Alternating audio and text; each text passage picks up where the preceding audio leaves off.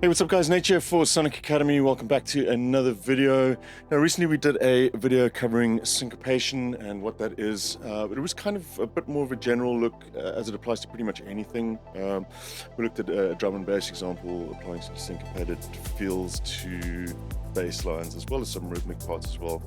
But I want to expand on some of those ideas and also just take a look at some interesting ways to use similar thought in creating more groovy drum tracks. We're going to add some groove to a fairly straight 4/4 kick drum and create a little drum part in this video with some different ways of looking at otherwise simple parts that you may be used to doing one way. We're going to look at a few ways to experiment with this and create some more interesting stuff in your drum tracks.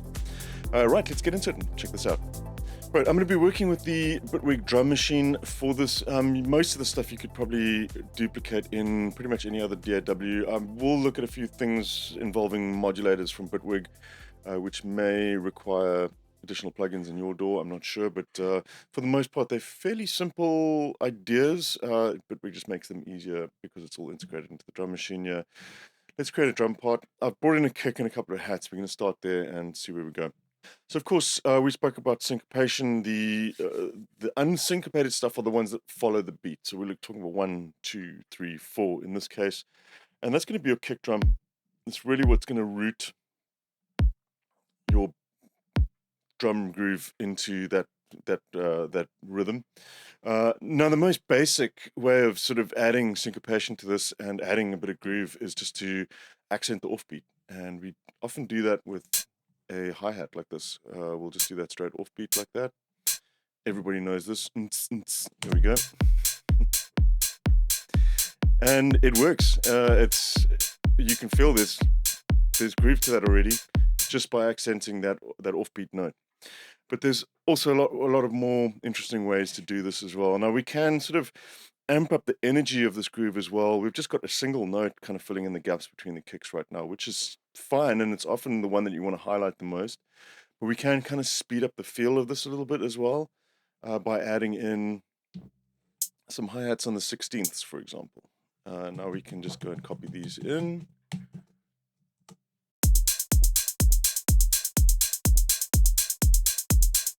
That works. It kind of speeds things up a little bit. It's very kind of dead though. Most typical way that you would try to add a little bit more groove into this is by adjusting the velocities, and I'm sure most of you do this already. But rather than just having those kind of, machine gunning their way through the groove, you want to start adding in a little bit of variation. Maybe this one would go down. We could sort of create a bit of a sort of galloping feel by doing something like that. And let's just copy these across. So you can see we're starting to add a little bit more accent on that 4th 16 here, and that kind of gives you this sort of slightly dragging feel. It's that galloping sort of effect, and it's definitely a drag. If you kind of move off the axis from that sort of middle note or the offbeat, the groove tends to drag slightly, so it's like pulling those hi-hats behind it. You can do the opposite as well, of course, by maybe accenting this one and dropping that one down. This would give you more of a pushing feel. And let's just again, I'm going to actually just loop this section. It's easier to show you what's going on. Now you've got more of a pushing feel, which is a whole different groove just by changing the accent of or changing the velocity, which sort of places focus on that hat rather than the other ones. You can kind of mix and match these. Let's do a soft one on the beats here, and then that one, and then this one. We could do 2 louder ones in this one. Another kind of classic beat there. So you can see how we're adjusting the groove just by placing focus on notes that are outside of that beat, or syncopating them, really. Now there's a couple of interesting ways you can do stuff like this as well. I want to just explore a few different ways because it's pretty obvious to go and change the velocity of the notes in the piano roll. But let's actually get out of the piano roll for a little bit and look at a few other ways that you can do this kind of thing and come up with some pretty interesting ideas. Without actually shifting, I mean, we could also do to add groove is, of course, do something like add a shuffle. So for instance, in Bitwig, you could add the groove here.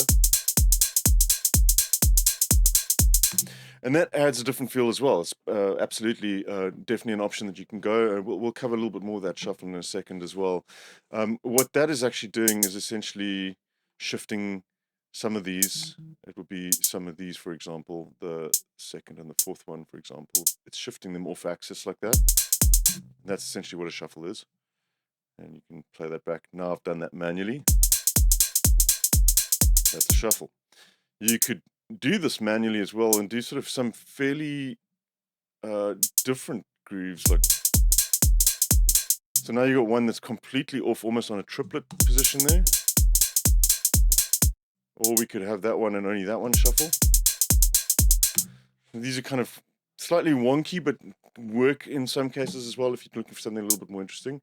But I'm actually not going to even bother with shifting the time here. I'm going to keep these sort of machine gun sounding hats here. And we're going to create interest again by changing the focus of certain notes, by changing the volume. But a really cool way to do this, rather than doing the velocities in the piano roll, is to actually go into your sampler and adjust that stuff through automation or modulators. So one way that I like to work with these is to say, for instance, let's just start basic. We'll start with an LFO and take a look at the LFO. Let me close this down for now. So we've got our hi-hats playing their machine gun pattern there. Let's assign this LFO to, first what we're going to do, we want this to start, we want this to sync to the rhythm. Obviously we want this going to be the same every time we push start. We also want to sync the timing here, so we'll sync this to a quarter note, because we're adjusting 4 hats in between each kick. So we want those to repeat every quarter note like that. And then let's assign this to the sampler's volume controls. And let's take a listen to what we get now. We'll play this back. I'm actually going to mute the offbeat hat for a second, yeah. So now what we're doing is we're accenting the kick again, because we're on the note. The highest point of this LFO is on the kick. Drop that down slightly. But we can also start playing around with LFO shapes, but more importantly, offsets. So in Bitwig, if we come down to the bottom here, we can actually drag the offset to change the starting point of the LFO when we hit play. So let's, for instance, let's go with 180 degrees. Take a listen to what happens. Now we've got that accenting the offbeats again. You can hear we've flipped the phase of the LFO. But the cool thing with this is that you don't need to keep reprogramming this in the notes. You can actually just adjust the phase now to kind of hear what your groove is doing. Now we're getting that more pushing feel. Now we're getting that more dragging feel, just by adjusting the phase. And we can very easily kind of get somewhere in between. We can get somewhere in between those pretty easily. I quite like this more pushing feel for this. Let's bring in some shakers, and we're going to do the same thing. I've got some shakers loaded up here as well. And let's take a listen to this. We're actually going to bring these in together now. We'll copy this modulator, so we'll bring the same modulator into this shaker here. And we could actually experiment now with adjusting the phase for them independently from one another. So we've got the hi-hats with one particular feel running there, and we need to just assign this one to the volume as well. They're kind of doing the same thing now. Let's see what happens if we start to adjust this one in a different direction.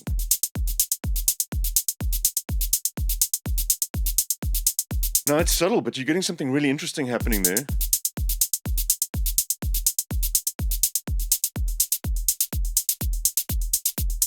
Now we've kind of got like a galloping vibe with the hi-hats, and we've got something completely different with the shakers.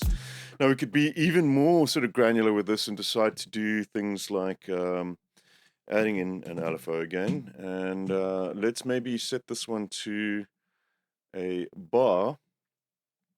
And once again, we'll sync this one with everything. And let's take this LFO and actually adjust the phase in real time of the shaker. So we're actually shifting it from pushing and pulling during the space of one bar as well. Let's just see what we get with that.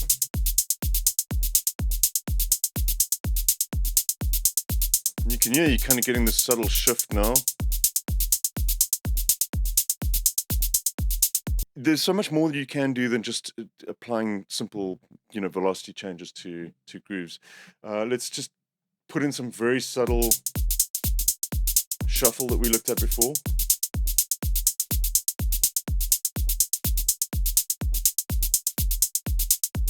And now we've got this combination of stuff which is way more interesting than what we had before. So there's other ways that you can kind of experiment with grooves like this. So one thing that people tend to miss a lot of the times, they kind of focus all the time on these high frequency elements. And adding in low frequency elements into your drums and adjusting the grooves and playing with syncopation there can have a massive difference in the groove of a track as well. So let's say, for instance, if we take something that's a little bit more low frequency, let's even just take another kick, for example. We've got our one kick. Let's take a different sounding kick. Take something like this, for example. And we can also just adjust the mix here slightly of these, because I'm not really focusing on the mix of our stuff here, but let's just do...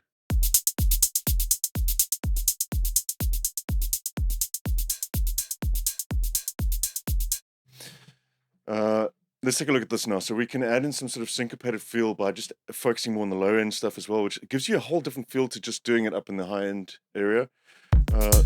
So one sort of very common pattern that you'll probably hear loads in sort of house tracks and things is this. Just trying again, pretty much the same pattern that we did with the hi-hat earlier, but this kind of on the mid and then shifting it off somewhere else. And we can repeat that again. Actually, let's just, once again, we'll zoom into and loop this here, just so we can hear what we're doing. Now the key here is actually the volume again. We kind of don't want this to compete with the kick. It should sit behind it, so you're probably going to drop this down a little bit, maybe even with a filter or whatever.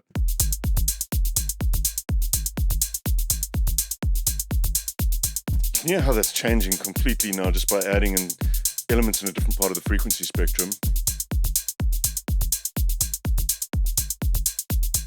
And these ones you can play around with sort of more variation over time. So let's do something like this.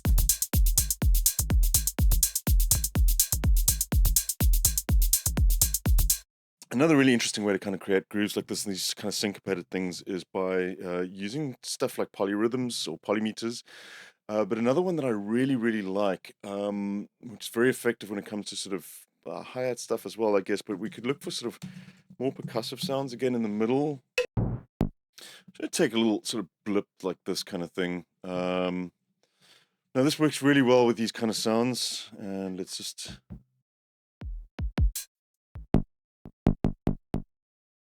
In this case, what I'm going to do here is I'm actually just going to create a single note like this, and I'm going to use a note repeat in front of the sampler inside of Bitwig. So this will basically just automatically repeat the notes as long as you hold them down like that. And I'm going to use what's called a Euclidean sequencer. Now, Euclidean sequencers, they basically take a section of music or section of rhythm, in this case 16th notes together, and you define the sort of percentage of notes that should be filled, and the equation basically will try to fit every single note in with even space between them. So you can see here it's trying to fit 5 notes into 16 parts. If we pull up the density, you'll see it will fit in 6 notes into 16 parts. And you get quite interesting stuff when you're using uneven numbers here. The 16th, let's say the 6 parts like this is going to sound something like this. Which is not bad, it's interesting. We'll actually keep that, I'll show you how powerful this can be. Let's just maybe try a different sound here so you can kind of hear what we're doing. So let's, I'm just grabbing sounds at random. They're probably going to sound like rubbish overall. The intention is not to kind of create a well-mixed drum groove. I really just want to kind of give you these ideas to play around with the groove of your tracks. So we've essentially going to do the same thing here. We'll just grab this note repeat again. And this one, for example, you often have an offset with a Euclidean sequencer like this. This one says rotate, and this just indicates where the start point is, really. So If I'm looking at this one, I don't want them necessarily starting on the same, but we'll start this one a little bit afterwards. So let's just rotate this a little bit. So we start there maybe. Now, just listen to how powerful this is when you start playing this back. I've got one that's a 5 now into 16 and one that's a 6 into 16. And let's just hear what we come up with. Just instant groove. And what I want to do here is I'm actually just going to duplicate this, and let's just mute these two from here. I want to just have these on a separate track. And once again, it's very organic to play around with this, so you can come up with interesting ideas just by changing the density, for example. Let's maybe see what will happen if we do 3 into this one, and let's go with more density on this. Let's go with 7.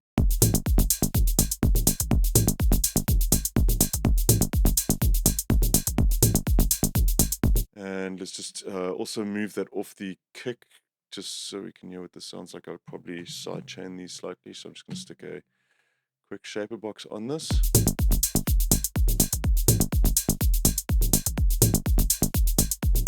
And you can hear how quickly we're getting grooves out of this.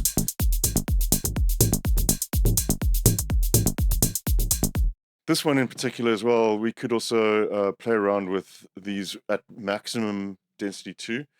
But it actually gives you the option to adjust how many of these are going to have accents on them, which is also a really cool tool to play around with. You can pretty much, now we've got one on every single hit there, but we could have only 5 of those perhaps with a higher accent, and then we can turn down the lower ones, and this is the result that you get.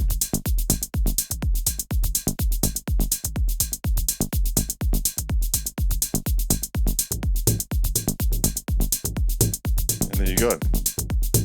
That's already super interesting.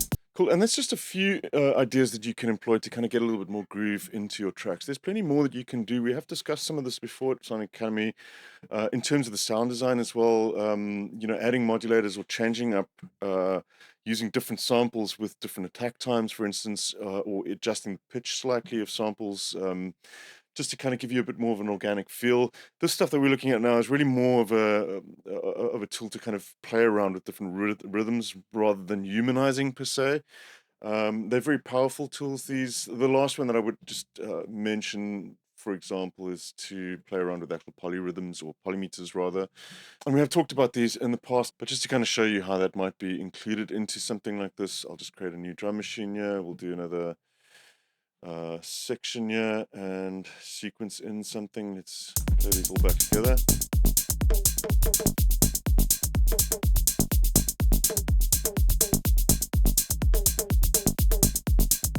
Right, so what I'm going to do here to introduce a polymeter into this is all of these parts are currently playing 4/4 timing, and they play 1, 2, 3, 4, and then it resets back to the beginning of the bar. But what if we didn't lock these into bars and we said that this section should restart after 3 beats? Now you get something like this.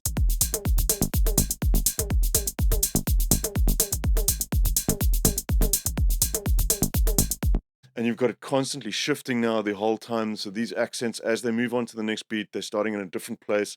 It gives you a lot of interest when it comes to percussive sounds like this as well. When you shift things over to your range page, then it's pretty easy to set a reset point as well. So you can see this one ends there, and those continue to play.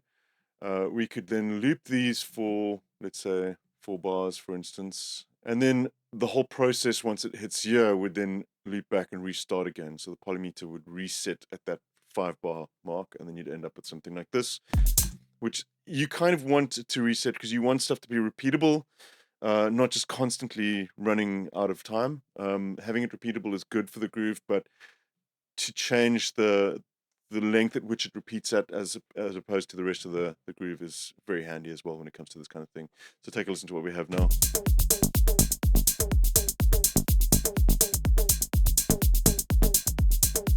And reset.